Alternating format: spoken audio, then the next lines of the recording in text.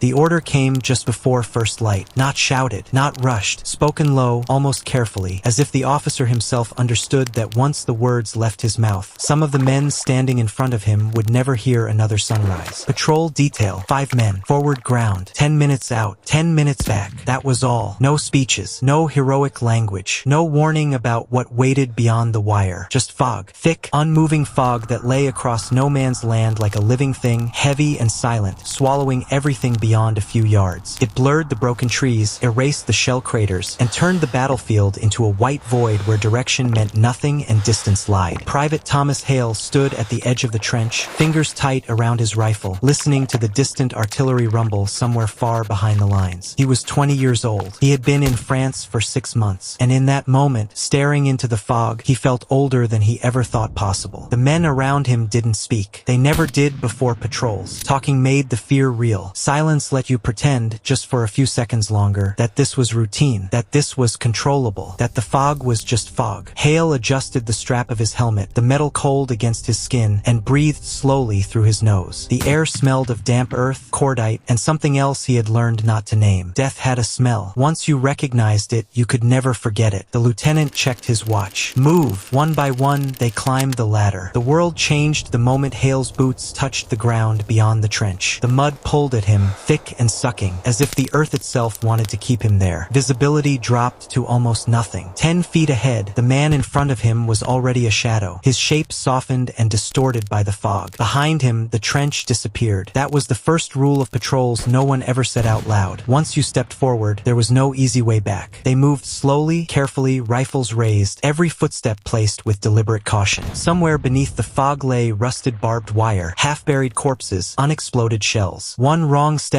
could end everything without a sound. Hale focused on the man ahead of him. Just follow the shape. Just keep moving. Minutes stretched. The fog swallowed sound the way it swallowed sight. Even the distant guns felt muted, as if the world itself was holding its breath. Hale's heartbeat sounded too loud in his ears. He wondered if the others could hear it. A flare burst somewhere to the left. For half a second, the battlefield existed again. Mud, wire, bodies, and then darkness. The flare faded, and the fog closed in as if nothing had ever been there at all. Hale swallowed hard. This wasn't right. Patrols were dangerous, yes, but this fog was different. It wasn't drifting or thinning. It didn't move with the wind. It sat there, heavy and unnatural, turning every sense unreliable. The man at the front raised a fist. They stopped. Hale froze instantly, muscles screaming as he held position. His eyes strained, trying to cut through the white nothingness ahead. He could barely see his own hands. Something was wrong. He felt it before he heard anything. A pressure in the air, a wrongness that crawled up his spine. Then came the sound. Not a shout, not a gunshot. A wet, choking noise cut off too quickly. The shadow at the front of the patrol vanished. No warning, no struggle, just gone. Hale's breath caught in his throat. Did you? Someone whispered. The sentence never finished. A rifle cracked from inside the fog. The flash was blinding. The man beside Hale jerked backward, his helmet spinning away as he collapsed into the mud. Blood darkened the ground almost instantly, steaming faintly in the cold air. Everything exploded at once. Gunfire erupted from nowhere and everywhere, muzzle flashes blinking in and out of the fog like lightning. The sound was deafening now, bouncing strangely, impossible to locate. Hale dropped to his knees, firing blindly ahead, his rifle bucking against his shoulder. He couldn't see targets. He couldn't see cover. He couldn't even see his own hands clearly anymore. Men screamed. Someone shouted orders, but the fog shredded the words into meaningless noise. Hale crawled backward, panic flooding his chest. His fingers brushed against something soft. A body. He recoiled, bile rising in his throat. This wasn't a skirmish. This was an ambush, and they had walked straight into it. He tried to remember the direction of the trench, tried to picture the path they had taken, but the fog had erased everything. Left and right felt the same. Forward and backward meant nothing. Another shot rang out, so close he felt the air move past his face. Hale flinched and rolled, coming up against a shell crater filled with water. He pressed himself into the mud, heart hammering so hard he thought it might tear through his chest. Silence fell suddenly. Not peace, the kind of silence that waits. The fog thickened again, hiding everything. Hale was breathing too fast. He forced himself to slow down, counting each breath like he had been taught. Panic would get him killed faster than any bullet. Hello? A voice called softly from somewhere ahead. It sounded British. It sounded familiar. Hale almost answered. Almost. Something stopped him. The voice was wrong. Too calm. Too clear. He stayed silent. A moment later, a gunshot cracked, followed by a scream that ended abruptly. abruptly. Hale closed his eyes. One by one, the patrol was disappearing, not into the fog, but into something worse. Something deliberate, something waiting. He was alone now. He didn't know how long he stayed there, pressed into the mud, listening to the fog breathe around him. Seconds felt like hours. Every sound made his muscles tighten, ready to run or fire or die. Eventually, the gunfire faded. The fog remained. Hale lifted his head slowly, painfully, every nerve screaming at him to stay still. The battlefield offered no answers, no movement, no shapes, just fog, and the bodies he could feel beneath his hands. He turned and began to crawl. Not forward, not backward, just away. Every inch felt stolen from death itself. His uniform was soaked. His hands shook violently. His rifle felt heavier than it ever had. At some point, the fog thinned, just a little, enough for Hale to see the dark line of the trench ahead. He sobbed once, a sharp, broken sound that tore out of him before he could stop it. Hands grabbed him. Voices shouted. Someone dragged him down into the trench as bullets snapped overhead. Too late now to matter. Hale collapsed onto the duckboards, shaking uncontrollably. Of the patrol that walked into the fog that morning, he was the only one who came back. And even as medics pressed blankets around his shoulders and officers demanded reports, Hale knew something deep in his bones. They weren't all gone. The fog had taken them, and it hadn't finished yet. Thomas Hale didn't remember being pulled into the trench. Later, fragments would return in flashes. Rough hands gripping his coat, the sharp pain as his helmet was knocked sideways, someone shouting his name as if from underwater. But in that moment, his mind shut down in self-defense. The world narrowed to noise, cold, and the violent shaking he couldn't control. He sat slumped against the trench wall, knees pulled to his chest, teeth chattering so hard he thought they might crack. A blanket was wrapped around his shoulders, but it did nothing. The cold wasn't coming from the air. It was coming from inside him. An officer crouched in front of him. "Hale, Private Hale, look at me." Hale's eyes struggled to focus. The officer's face swam in and out of view, half lit by a flickering lantern. Mud streaked his cheeks. His eyes were sharp, but there was something else there too. Fear barely hidden. "How many?" the officer asked. Hale didn't answer. "Private, how many men did you lose out there?" The question finally landed. Hale swallowed, his throat dry and raw. His lips moved, but no sound came out at first. When he did speak, his voice didn't sound like his own. "All of them." The officer stared at him for a long moment. "All?" Hale nodded slowly. "There was fog," he said. "Too thick. We couldn't see anything. They were waiting for us." "Who was waiting?" the officer asked. Hale shook his head. "I don't know." That was the truth, and it terrified him more than anything else. He hadn't seen enemy uniforms, hadn't heard accents, hadn't even seen faces, just flashes of light, shadows, voices that sounded almost right, but not quite. The officer straightened up, exchanging a glance with another man nearby. "Get him to the aid post," he said quietly. Hale was lifted to his feet, his legs barely supporting him as he was guided down the trench. Soldiers stepped aside to let him pass, their expressions unreadable. Some looked at him with pity, others with something darker. Survivors made people uncomfortable. At the aid post, a medic cleaned the mud from Hale's hands and checked him for wounds. There were none. No cuts, no shrapnel, no blood that belonged to him. "You're lucky," the medic muttered. Hale didn't respond. Luck had nothing to do with it. They gave him tea. It shook violently in the tin cup as he tried to drink it. The warmth burned his throat, grounding him just enough to stay conscious. Around him, the war continued. Artillery thudded in the distance. Orders were shouted. Runners passed in a hurry. Somewhere above, the fog still lay heavy over no man's land, unchanged by what it had taken. An hour later, Hale was summoned again. This time, it wasn't a lieutenant. It was the captain. The captain's dugout was deeper than the rest, reinforced with thick wooden beams and sandbags stacked high. A single lamp hung from the ceiling, casting harsh shadows across the maps pinned to the wall. "Sit," the captain said. Hale obeyed. The captain studied him carefully, like a man inspecting damage after an explosion. "Tell me exactly what happened," he said. So Hale did. He spoke slowly at first, then faster as the memories pushed their way out. The fog, the silence, the first man disappearing without a sound, the gunfire from nowhere, the voice calling out in English. When he finished, the dugout was quiet. The captain leaned back, rubbing his chin. "You're certain you didn't see their positions?" "Yes, sir." "You're certain it wasn't friendly fire?" "Yes, sir." The captain nodded. "You're the third patrol this month." Hale looked up sharply. "Sir, third patrol to go out in heavy fog and not come back as expected," the captain said. "You're the only one who returned at all." The words hit Hale harder than any bullet. "What happened to the others?" he asked. The captain didn't answer right away. "They vanished," he said finally. "No bodies recovered. No prisoners reported. No clear enemy movement afterward." Hale felt his stomach twist. "They're just gone." The captain met his eyes. "War eats men," he said, "sometimes without leaving a trace." Hale Hale was dismissed shortly after. He didn't sleep that night. Every time he closed his eyes, the fog came back. He heard the wet, choking sound again, saw the muzzle flashes burning holes through the white nothingness, heard the voice calling out, calm and familiar. Hello? He wondered how many other men had almost answered. Morning came slowly, the sky a dull gray that never fully brightened. The fog thinned, then burned away as the day warmed. From the trench, Hale could see no man's land clearly now. It looked smaller in daylight, less threatening, almost harmless. That frightened him most of all. A working party was sent out later that day, under clear conditions, to search the area where the patrol had disappeared. Hale wasn't allowed to go. He watched from the trench as they moved carefully across the ground he had crawled over hours earlier. They returned before noon, empty-handed. No bodies, no rifles, no helmets, nothing. It was as if the men had never been there. Rumors spread quickly after that. Some said the Germans had dug advanced listening posts and dragged the patrol underground. Others claimed elite stormtroopers had used the fog for a silent raid. A few whispered about gas, new kinds that disoriented and killed without leaving marks. Hale didn't argue with any of them. None of those explanations fit what he had felt out there. Days passed, then weeks. The war moved on, as it always did. New men arrived, old ones disappeared. The trenches shifted, sometimes forward, sometimes back. The place where the patrol had vanished became just another stretch of contested ground. But foggy mornings changed everything. Orders were delayed. Patrols were cancelled or rerouted. Men watched the mist with open suspicion, rifles ready, nerves stretched thin. Hale was reassigned to a different unit farther down the line. Officially, it was a routine transfer. Unofficially, everyone knew why. He was the man who came back. That made him dangerous to morale. In quiet moments, other soldiers sought him out. What was it like? They asked. Did you see them? Did they scream? Hale answered none of it. There were some things you couldn't explain without breaking yourself open. One night, weeks later, Hale was on sentry duty when the fog rolled in again. Thick and sudden, crawling low across the ground. His heart began to race. He gripped his rifle, knuckles white, staring into the blankness beyond the wire. And then he heard it. A voice, soft, calm. Hello! Hale didn't move, didn't breathe. The voice came again, closer this time. Anyone out there? Hale raised his rifle, aiming into nothing. Show yourself, he shouted, his voice cracking. There was no answer. The fog drifted. The moment passed. When dawn came, nothing had happened. No shots, no bodies, no alarms. But Hale knew, whatever had taken the patrol that morning hadn't been a one-time thing. It was still out there, waiting for the fog to return. By the winter of 1916, men had learned to fear the fog more than artillery. Shells were loud, predictable. You could hear them coming. You could dive, flatten yourself against the trench wall, pray to whatever god you still believed in. Fog was different. Fog arrived quietly. It gave no warning, and it took things without asking permission. Thomas Hale noticed the pattern before anyone else did. At first, it was subtle, easy to dismiss if you didn't know what to look for. Patrols delayed, listening posts abandoned, orders rewritten at the last minute whenever visibility dropped too low. Officers stopped pretending it was coincidence. They didn't say it out loud, but everyone felt it. Foggy nights meant fewer men. Hale was stationed now near a shattered village whose name no one used anymore. The sign had been blown apart months earlier, the church reduced to a jagged stump of stone that jutted from the ground like a broken tooth. The trenches curved around it in a crooked half-circle, defensive lines layered over old graves. It was here that Hale began to realize something deeply wrong. The fog didn't just come at random. It came on nights when the lines were thin, when replacements hadn't arrived, when men were exhausted, when command pressure pushed for information. On those nights, patrols were ordered out anyway, and some of them didn't come back. Hale wasn't on patrol anymore. Not officially. He had been labeled valuable experience. Useful but fragile. A man you didn't send forward unless you had to. But experience made him dangerous in other ways. He listened. Men talked when they thought no one important was nearby. They whispered in dugouts, leaning close so their words wouldn't carry down the trench. 2 lads from B Company didn't return last night. They vanished like smoke. They heard voices, they said. English voices? Yeah, that's the worst part. Hale felt the familiar cold coil tighten in his chest. One evening, as dusk settled and the air grew heavy and damp, a runner arrived at his section. The message was brief, clinical, volunteer requested, listening post relief. Fog conditions. No one moved. Men stared at the paper as if it might burst into flames. The fog was already rolling in, thick bands of white creeping along the ground, climbing the sides of shell craters like something alive. The corporal cleared his throat. "Hale," he said quietly, "you've been out there." Hale looked up. He understood immediately. This wasn't a request. He nodded once. "I'll go." The listening post was barely 30 yards beyond the wire, a shallow depression reinforced with sandbags and rotting planks. On clear nights, it was nothing. On foggy ones, it felt like the edge of the world. Hale moved slowly, each step deliberate, rifle held tight against his shoulder. The fog closed around him almost instantly, dampening sound, swallowing distance. Behind him, the trench faded until it might as well not exist. The listening post loomed out of the mist, a darker shape against the white. Two men were already there, Private Collins and Private Brewer. Both young, both trying very hard not to look afraid. "Anything?" Hale asked quietly. Brewer shook his head. "Quiet night," he said. "Too quiet." They settled in. Minutes passed, then more. Time stretched and twisted the way it always did in the fog. Hale focused on his breathing, on the weight of the rifle in his hands, on anything that kept his mind from drifting back to that first patrol. Then Collins stiffened. "Did you hear that?" he whispered. Hale nodded. Footsteps, slow, careful, too deliberate to be accidental. They came from somewhere ahead, just beyond sight. The fog refused to give anything up. Hale raised his rifle. "Identify yourself," he called. The footsteps stopped. Silence pressed in, thick and heavy. Then a voice answered. "British patrol," it said. Got turned around. The accent was right. The tone was calm. Too calm. Hale felt his pulse hammer in his ears. "Which unit?"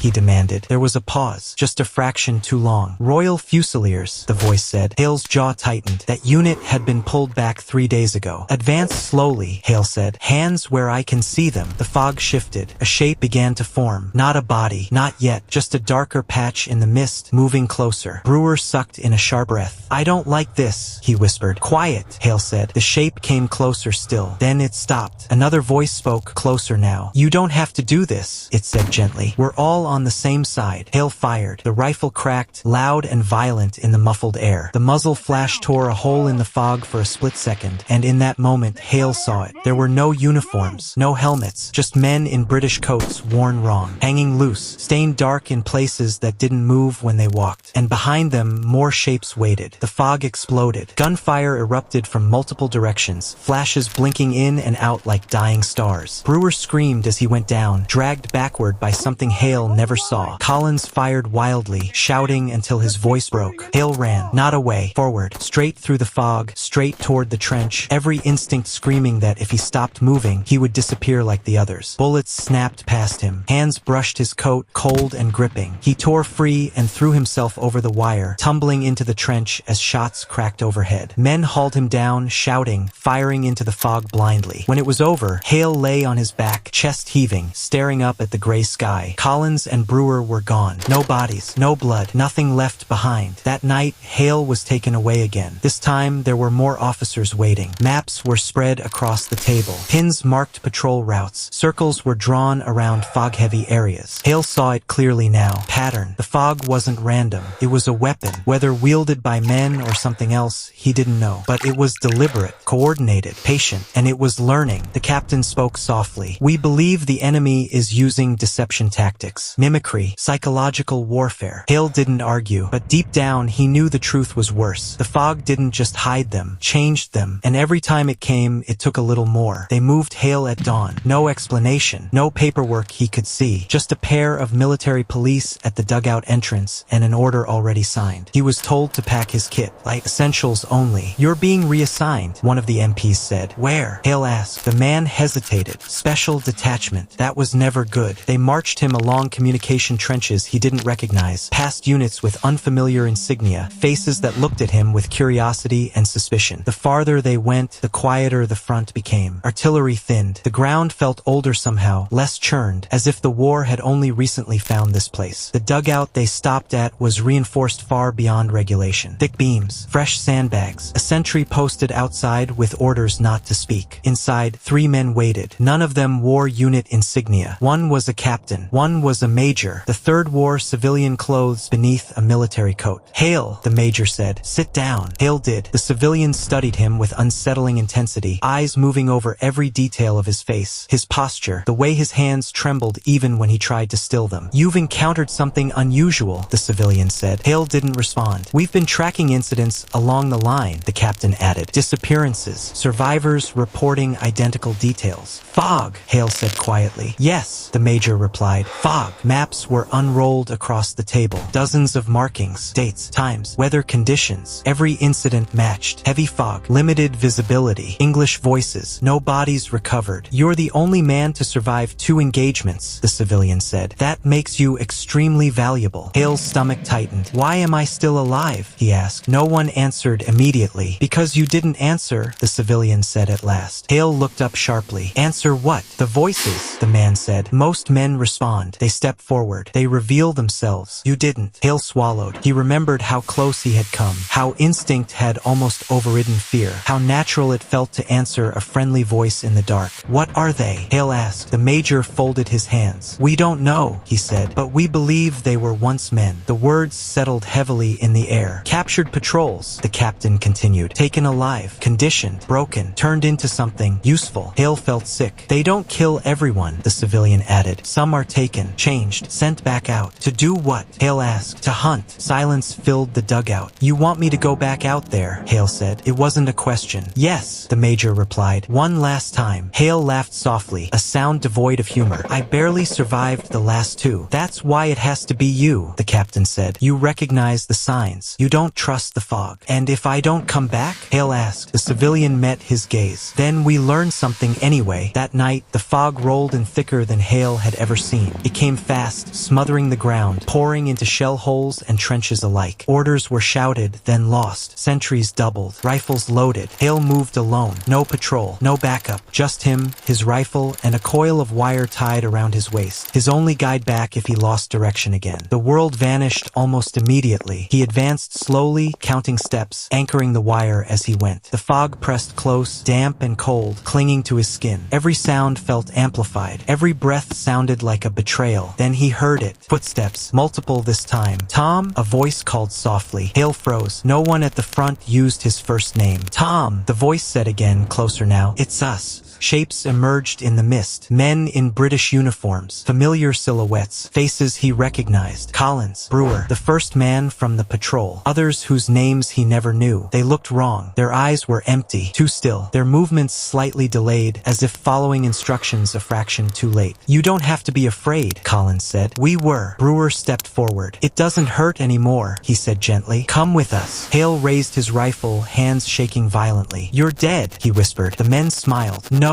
Collins said. We're useful. They lunged. Hale fired, screaming as he did, the muzzle flashes carving momentary clarity into the fog. Figures fell and stood back up again. Hands grabbed at him, cold and unyielding. He cut the wire and ran. The fog howled around him, voices shouting, pleading, commanding. Stop! Wait! Don't leave us! Hale burst through the fog and into open air. Collapsing, his hands dragged him back into the trench. The fog stopped at the wire. It didn't follow. At dawn, Hale was found staring at the ground, unable to speak. He had come back twice, and whatever waited in the fog had let him go. Thomas Hale never returned to the front line. Officially, his records showed a transfer. Clerical language, routine phrasing, the kind that erased men quietly without raising questions. Unofficially, he was removed because he knew too much, and because what he knew could not be explained without unraveling everything the army needed its men to believe. War depended on certainty. The fog offered none. Hale spent weeks in a field hospital far behind the lines, not because he was wounded, but because he would not speak. He ate when food was placed in front of him. He slept in short, violent bursts. He flinched at footsteps, at voices, the silence. Doctors wrote notes. Shell shock, acute stress reaction, hallucinations consistent with combat exposure. None of them asked the right questions. At night, Hale stared at the ceiling and listened. There was no fog there, no mud, no wire, but he still heard them. Not clearly, not like before, just whispers at the edge of his thoughts. Familiar tones, familiar names, always calm, always patient. Weeks later, he was discharged. They gave him a uniform that didn't fit quite right, papers stamped with authority, and a single instruction: go home. Home no longer felt like a place. England was quiet in ways France never was. The streets were intact. The buildings stood straight. People complained about shortages and rationing as if the world hadn't torn itself apart just across the water. Hale tried to blend in. He took a job unloading cargo at a rail yard. Honest work, loud work. The noise helped drown out his thoughts. He spoke little, smiled when required, learned how to look normal again. Foggy mornings ruined everything. Whenever mist rolled in from the river, Hale froze. His hands shook. His chest tightened until breathing hurt. He scanned faces instinctively, looking for the wrongness he now recognized better than anything else. No one noticed. Life went on. Years passed. The war ended. Church bells rang. Crowds celebrated. Men hugged strangers in the streets. Newspapers declared victory in bold black ink. Hale stood at the edge of it all, detached, watching. The fog never came back the way it had in France. Not fully, but sometimes, late at night, when the streets were empty and the air was damp, Hale heard footsteps behind him. Sometimes he heard his name. He never turned around. He married eventually, had children, learned how to tell stories that didn't include mud or screams or voices that sounded like friends. But he never walked alone in fog. Not once. Years later, long after the uniforms were packed away and the war became something people spoke about in past tense, Hale received a letter. No return address, just a single sentence inside. We're still useful. Hale burned it without telling anyone. He lived a long life after that. Quiet, unremarkable, the kind of life history books never mention. When he died, his children found a journal hidden beneath a loose floorboard. Most of it was blank. Only the first page was filled. If the fog comes, do not answer. If it calls your name, stay silent. If you hear us, run. The fog never returned to that battlefield in the same way again. Maybe the war moved too fast. Maybe tactics changed. Maybe whatever lived in the mist had learned enough. Or maybe it was simply waiting, because fog never disappears forever. It just drifts, and sometimes it remembers the men who escaped it.